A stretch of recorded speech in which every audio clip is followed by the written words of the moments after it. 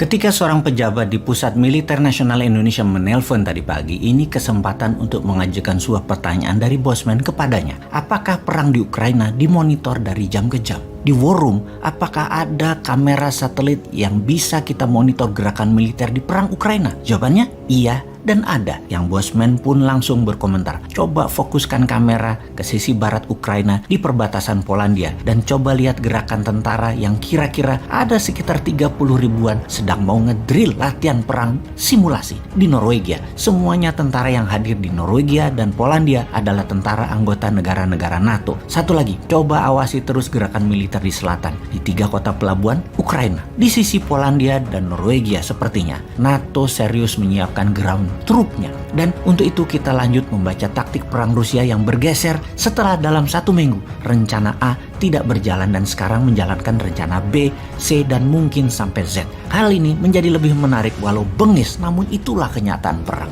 Menurut ahli taktik perang modern, pasukan pendukung logistik Rusia di awal perang tidak fleksibel dan kekurangan perlengkapan yang membuat pasukan tempur jadi kekurangan logistik untuk melakukan pekerjaan mereka. Secara kekuatan dalam negeri Rusia, militer Rusia memiliki kemampuan mobilisasi domestik yang luar biasa. Faktanya, dengan sekitar 30.000 personel mereka bertugas di pasukan distribusi logistik Rusia yang tugasnya meliputi pertahanan, penggunaan, dan pembangunan infrastruktur militer. Mereka bisa memobilisasi semua ini untuk perang Ukraina. Kekuatan Rusia sangat besar jika dibandingkan dengan negara lain, misalnya negara besar Tiongkok saja yang lebih banyak infrastruktur komersial, bisnis, dan kebutuhan masyarakat infrastrukturnya tetap lebih besar Rusia. Namun keuntungan domestik Rusia ini tergantung pada rel. Secara bersamaan mewakili kelemahan ketika konflik terjadi di luar negara Rusia. Saat perang jarak jauh, kemampuan logistik militer Rusia masih dipertanyakan. Dalam invasi Rusia ke Ukraina kali ini, rel kereta api canggih utama sebagai pengangkut logistik yang digunakan berada di Belarus dan di Rusia. Jadi, untuk pasukan lebih lanjut ke Ukraina harus menggunakan truk. Ternyata Rusia tidak cukup truk. Disinilah bottleneck pertama dari logistik Rusia. Dari kereta api yang datang, banyak pindah ke truk. Kendaraannya kurang. Kita lanjut perubahan strategi yang jitu oleh Rusia kemudian. Inilah dinamisnya perang. Pada angkatan bersenjata Rusia, unit organisasi terbesar dari pasukan darat mereka biasanya didukung oleh 1 brigade dukungan material teknis pada dasarnya. Pasukan pendukung logistik mereka, masing-masing brigade ini terdiri dari 1.000 personil yang mengoperasikan 408 kendaraan pengangkut yang mampu mengangkut 1.870 ton kargo. Ini ternyata agak belum memadai pada saat awal peperangan Ukraina. Menurut pensiunan Letnan Kolonel Alek Versinin, pakar permodelan dan simulasi konflik militer pasukan Rusia, di bawah konfigurasi mereka saat ini, tentara darat Rusia sama sekali tidak mampu mendukung pertempuran lebih dari 90 mil atau 145 km dari tempat pembuangan pasokan logistik, dalam hal ini rel kereta api. Didasarkan pada kecepatan transportasi rata-rata 45 mil atau 70 km per harinya, inilah yang membuat dalam 1 minggu awal invasi, pasukan Rusia gagal mencapai Kiev karena lambatnya dukungan logistik. Selagi memperbaiki sistem logistik, Rusia merubah taktiknya sekarang dengan memperbanyak tembakan menggunakan artileri roket. Ini bukan roket menembak RPG tentunya yang digendong di pundak. Ini peluncur roket besar di atas truk atau di atas tank yang memerlukan pasukan pendukung logistik juga. Selain makanan, amunisi, dan bahan bakar, karena setiap roket memerlukan truk khusus untuk diangkut ke peluncur. Ini yang difokuskan oleh Rusia sekarang. Rusia kemudian menambah strateginya, yaitu bumi hangus ala Aleppo, Suriah. Strategi bumi hangus, serangan bertubi-tubi ke kota strategis agar menimbulkan efek trauma dan Zelensky menyerah, agaknya mulai menunjukkan efek positif bagi Rusia. Salah satunya mengakibatkan eksodus besar-besaran ke arah barat warga Ukraina. Masih sekitar fakta lapangan menunjukkan bahwa ketika pasukan Rusia menyerang, seharusnya pasukan Rusia dapat beroperasi secara mandiri tanpa dukungan logistik selama sekitar 3 atau 5 hari. Namun faktanya sekarang ternyata tidak lebih dari 2 hari sudah berantakan dan ditarik ke garis pertahanan. Di sisi Ukraina, pasokan pangan didapat dengan bantuan masyarakat dan bunker pangan yang sudah disiapkan jauh-jauh hari di ribuan titik pertahanan di seluruh Ukraina. Karena itu pasukan Rusia menggunakan pasukan Chechen, Chechnya. Selain mengawasi penduduk, tugas berikutnya adalah mencari tahu di mana letak bunker pangan dan amunisi Ukraina. Rusia juga merubah strategi pasokan darat sekarang. Beroperasinya hanya di mana pasukan tempur meminta pasukan disediakan cepat sesuai kebutuhan dengan hit and run supply logistik menjadi tidak terbaca oleh pasukan Ukraina. Jadi Rusia saat ini pasukan darat yang diutamakan adalah logistik yang harus disediakan dan dilindungi terlebih dahulu, baru serangan militer dilakukan setelahnya. Untuk itu Ukraina juga tahu satu-satunya faktor yang dapat mengatasi masalah logistik ini adalah waktu. Makanya Ukraina bertahan total selama mungkin agar Rusia kehabisan cadangan pangan, amunisi, dan logistiknya. Karena kalau Rusia tidak merubah strategi logistiknya, militer Rusia diduga tidak memiliki kemampuan untuk perang lebih panjang dari 2 bulan. Sungguh, apa yang telah dilakukan pada hari-hari awal invasi Rusia ke Ukraina menentukan titik lemah kekuatan militer Rusia, atau mungkin menunjukkan bahwa titik lemah militer Soviet masih ada di tentara Rusia. Yang jelas di lapangan setiap saat bergeser, dianalisa, tidak ada rumus pasti. Rusia sangat dinamis melakukan perubahan. Dari kacamata pengamat militer pro Barat dan media Barat yang mempromosikan NATO dan Amerika menyatakan kemampuan logistik NATO dan sekutu bisa dibilang merupakan salah satu keunggulan strategis utama dari militer Barat, terutama Amerika, yang jaringan global pangkalan militer serta kemampuan pengangkut laut dan udaranya besar untuk bisa menyiapkan logistik dimanapun di bumi ini. Dan ini kita tunggu buktinya. Kalau NATO benar memiliki kemampuan itu, mengapa sampai saat ini belum berani bergerak juga? Rusia tahu, sangat tahu, NATO tidak mampu. Bukan seperti yang analis katakan tersebut. Apa yang Rusia lakukan sekarang? Strategi Rusia bertambah lagi sekarang adalah dengan menyetop jalur laut di Laut Hitam, memutus kota pelabuhan Mariupol dan sebentar lagi kota pelabuhan Odessa, agar Kiev lapar dan menyerah. Kemudian Rusia memecah pasukan kecil-kecil mencari logistik pasukan Ukraina, yang ternyata strategi ini mulai menunjukkan hasil. Ketika posisi diketahui, roket meluncur ke titik-titik yang menjadi lokasi penyimpanan dan diledakkan. Intinya, pasukan Rusia sudah semakin mendekati Kiev.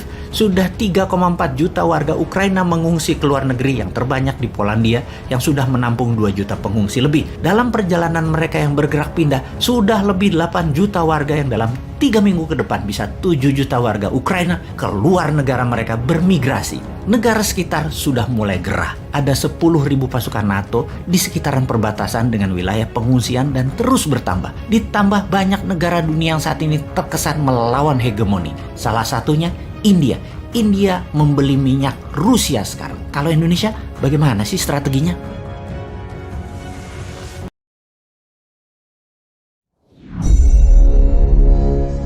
Di tahun 2014, di Ukraina terjadi sebuah kudeta yang dibangun dengan gerakan rakyat penentang pemerintahannya Yanukovych. Persis seperti gerakan penggulingan Soeharto di tahun 1998. Untuk itu, kita akan mulai dengan menyaksikan video tentang CIA terlebih dahulu. Bagaimana CIA menggulingkan sebuah pemerintahan. Baru cerita tentang bagaimana operasi intelijen CIA di dalam kudeta pemerintahan Yanukovych di tahun 2014 di Ukraina. Video kali ini disponsori oleh Dinaran, sebuah platform jual beli emas yang bisa menjadikan emas sebagai alat tukar, berinvestasi sekaligus memiliki ATM rupiah atas emas yang diletakkan di kastodian Dinaran. Rupiah Anda bisa diambil di seluruh ATM di Indonesia dan bisa melakukan transfer antar bank ke semua rekening bank. Untuk bergabung, klik aplikasi Dinaran di Google Apps dan Apple Store. Kita saksikan videonya. Bukan menjadi rahasia lagi kalau CIA, lembaga intelijen Amerika, sering menggulingkan sebuah pemerintahan yang sah. Ada 5 hal yang mereka lakukan dan sampai sekarang mereka masih tetap melakukannya. Yang pertama yang dilakukan adalah, dan yang ini adalah paling sering, yaitu membiayai oposisi. Cara ini adalah cara yang paling aman dan metode paling murah dari CIA. Bisa hanya memodali memberi uang kelompok oposisi atau memodali mereka yang akan melakukan kudeta. Iran di tahun 53, Vietnam di tahun 63, Brazil, Guatemala, salah satu operasi intelijen dengan model ini yang dilakukan oleh Amerika. Cara nomor 2 yang paling sering dilakukan adalah dengan assassination atau pembunuhan. Membunuh pemimpin lalu menggantikan dengan pemimpin yang pro-Amerika. Misalnya Patrice Lumumba di Kongo, dan banyak lagi pemimpin-pemimpin berbagai negara yang tidak jelas kematiannya tapi didesain oleh Amerika agar digantikan dengan pemimpin yang pro-Amerika. Lalu, cara ketiga yang paling sering dilakukan oleh CIA adalah melumpuhkan ekonomi, atau dalam bahasa akademinya adalah economic assassination. Perang tarif tarif dengan Cina, embargo perdagangan, dengan cepat akan merubuhkan sebuah negara seperti Kuba sampai sekarang diembargo. Kemudian Chile di tahun 70-an ketika Allende yang melakukan nasionalisasi atas aset-aset Amerika membuat Presiden Nixon memerintahkan CIA dengan kalimat "Make Chileans Scream" atau membuat bangsa Chile menjerit. Yang terakhir, Pinochet mengkudeta Allende. Dua hal itu dilakukan di sana. Tekanan secara ekonomi lalu mendukung kudeta oposisi. Lalu saat ini misalnya serangan mata uang lira di Turki yang menjatuhkan 40% nilai Turki dalam setahun terakhir dan membuat banyak investasi keluar dari Turki. Kemudian juga Venezuela diserang dengan economic hitman sehingga inflasinya lebih dari 1000%. Indonesia di tahun 1997 adalah bagian dari economic assassination untuk merubuhkan rezim Soeharto. Kemudian saat ini yang paling sering dipakai adalah nomor 4, yaitu pengambil alihan kendali atas media. CIA akan membeli koran, membeli TV, membeli radio untuk merubah opini publik dan melakukan kampanye anti penguasa yang anti Amerika. Di Italia, CIA pernah membeli koran Rome Daily American agar Italia tidak jatuh ke tangan komunis. Namun sekarang petinggi CIA pernah berkata lebih gampang membeli wartawan dan redakturnya daripada membeli koran atau media. Karena itu, banyak sekali sekarang foreign jurnalis yang dibayar oleh CIA, dan di media warfare ini kuncinya adalah kendali informasi, di mana sekarang meluas ke internet dan medsos dengan analitik strateginya. Terakhir adalah membangun kepanikan atau menciptakan chaos, menciptakan ketegangan sosial. Seringnya ada demo atau street protest, itu adalah bagian menciptakan kekacauan atau chaos. Turun ke jalan berdemo adalah CIA style sekali. Coba lihat, coba ingat-ingat di Indonesia yang sedikit-sedikit turun ke jalan, belakangnya pasti siapa? Kita bahas detailnya di chapter yang lain. Dan pastikan mereka yang turun ke jalan itu tidak tahu apa motif asli demo tadi. Itu adalah kunci sukses demo. Misalnya tokoh Iran Muhammad Mossadegh yang menasionalisasi aset minyak Inggris di tahun 53, digalanglah demo besar-besaran sampai terguling, dan kemudian boneka Amerika Syah Iran dijadikan monarki lagi. Juga demo panjang Hong Kong saat ini, demo besar misalnya kemarin di Malaysia untuk menggulingkan Najib yang pro Cina beberapa tahun yang lalu. Ini semua adalah sedikit informasi tentang organisasi rahasia dan bagaimana operasinya, dan masih banyak lagi yang sebenarnya kita tidak tahu. Jadi ke depan ada baiknya Indonesia hati-hati. Kita harus punya strategi berlapis dan bermain cantik. Baru nanti kita salib mereka semua di tikungan. Barulah Indonesia bisa jadi negara besar. Di tahun 2014, di Ukraina terjadi sebuah kudeta yang dibangun dengan gerakan rakyat penentang pemerintahan Yanukovych, persis seperti gerakan rakyat menggulingkan Soeharto di tahun 1998 dengan memainkan parlemen, MPR, dan DPR, di mana parlemen Ukraina yang dikuasai oposisi melakukan keputusan yaitu memberhentikan Presiden Yanukovych yang pro-Moskow pada hari Sabtu 22 Februari 2014. Parlemen juga memutuskan untuk menggelar pemilihan umum yang dipercepat pada tanggal 25 Mei. Ketika itu, Yanukovych mengatakan pihaknya menolak keputusan parlemen tersebut. Dalam pidato di televisi sebelum parlemen menggelar pertemuan, Yanukovych mengatakan dirinya tidak akan mengundurkan diri dan menggambarkan langkah lawan-lawan politiknya tersebut sebagai vandalisme, aksi bandit, dan kudeta. Yanukovych juga mengatakan tindakan parlemen memilih ketua yang baru adalah melanggar hukum.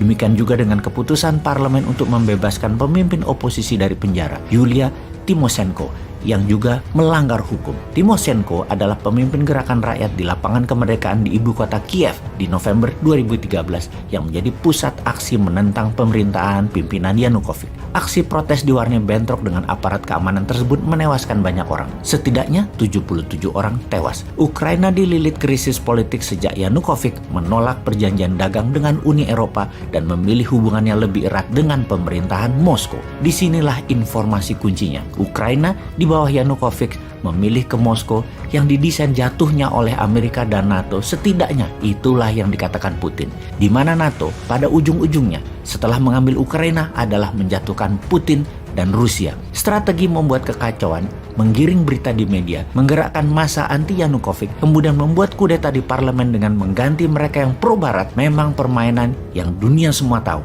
Oleh CIA itu biasa dilakukan. Selepas Yanukovych dipecat, Ukraina masih tegang. Bahkan wilayah Crimea disebut-sebut ingin melepaskan diri. Gejolak politik pun terjadi. Di kawasan tersebut menjadi peluang bagi Putin untuk mengambil Crimea tersebut daripada diambil NATO. Rusia mengirim tentara dengan dalih melindungi warganya di Crimea. Sejak Sabtu, 1 Maret 2014, Putin memerintahkan para tentara masuk Crimea, wilayah selatan Ukraina sebagai buffer area jika suatu hari Ukraina jadi dicaplok NATO, termasuk membangun kekuatan milisi di timur Ukraina di wilayah Donbas. Inilah awal kegoncangan panjang selama 8 tahun di Ukraina sejak tahun 2014. Pemilu 2014 di Ukraina dimenangkan Petro Poroshenko yang memiliki sejarah sebagai Menteri Luar Negeri sejak 2009 hingga 2010, Menteri Pembangunan Ekonomi dan Perdagangan hingga 2012, sejak 2007 hingga 2012 dia menjadi Ketua Dewan Bank Nasional Ukraina. Poroshenko masih dianggap belum menjalankan maunya NATO sehingga pemilihan presiden di tahun 2019 sejarah baru terjadi. Seorang pelawak komedian dalam serial Pelayan Rakyat yang dibintanginya ternyata tak hanya menghasilkan dirinya menjadi seorang bintang, tapi akhirnya menjadi benar-benar pelayan rakyat. Pada tahun 2018, dia mendirikan partai yang juga diberi nama judul serial yang ia mainkan, Pelayan Rakyat atau